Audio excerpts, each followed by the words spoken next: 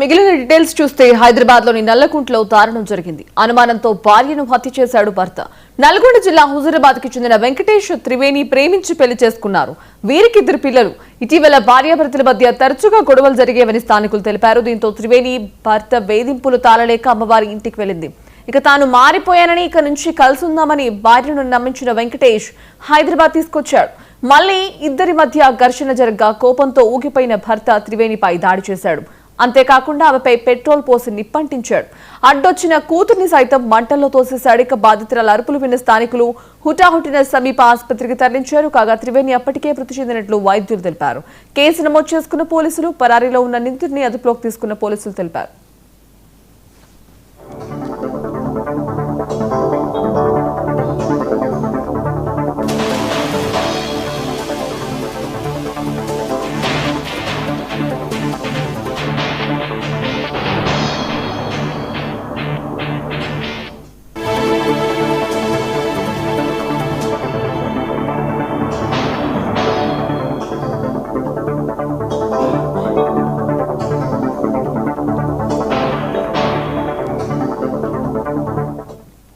Right, ఇదే అంశానికి సంబంధించి మరిన్ని అప్డేట్స్ మా స్పెషల్ కరెస్పాండెంట్ తేజ అందిస్తారు. తేజ చెప్పండి, ఇక హైదరాబాద్ నల్లకుంటలో దారుణం జరిగినట్టు తెలుస్తోంది. ఇక భార్యాభర్త మధ్య ఘర్షణ నేపథ్యంలో భర్త భార్యని హతమార్చినట్టు తెలుస్తోంది. దీనికి సంబంధించిన అప్డేట్స్ ఏంటి?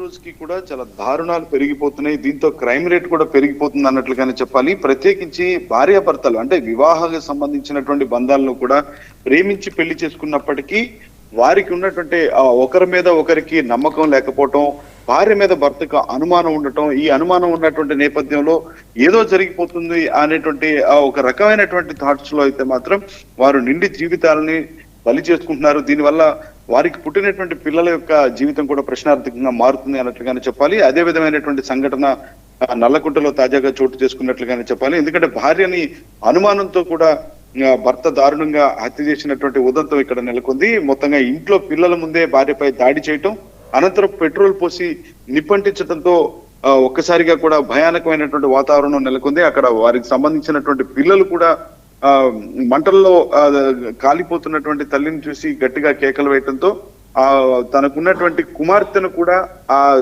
భార్యతో పాటు మంటల్లో తోసివేసినటువంటి భర్త తోసేసినటువంటి పరిస్థితి కనపడింది. మొత్తంగా అరుపులు కేకలు విన్నటువంటి స్థానికులు అయితే వెంటనే అక్కడ సంఘటనా స్థలానికి చేరుకోవటం, వారిని ఆసుపత్రికి తరలించేటువంటి ప్రయత్నం చేశారు. అయితే ఆసుపత్రిలో చికిత్స పొందుతూ అప్పటికే తల్లి మృతి చెందగా పాప మాత్రం ఒక స్వల్ప గాయాలతో అయితే బయటపడ్డారు. మొత్తంగా వీరికి సంబంధించినటువంటి అంశాలను చూస్తే నల్గొండ జిల్లా హుజూరాబాద్ కి చెందినటువంటి వెంకటేష్ త్రివేణిలుగా కూడా పోలీసులు అయితే గుర్తించారు. వీరికి 2 పిల్లలు ఉన్నారు. ఒక కుమారుడు, ఒక కుమార్తె ఉన్నారు. మొత్తంగా భర్త వెంకటేష్ కు ఎప్పుడు కూడా తరచూ భార్య పైన అనుమానం ఉన్నట్లుగా కూడా పోలీసులు గుర్తించారు.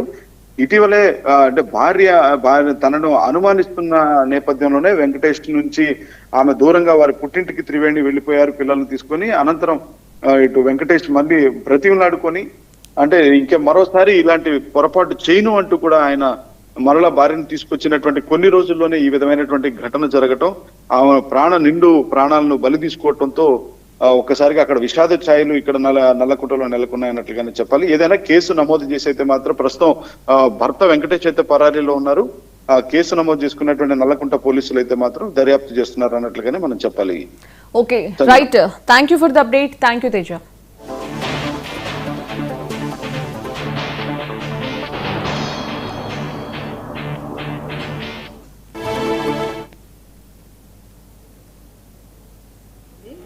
నేను మా ఇంటి పక్క ఇల్లు ఇది.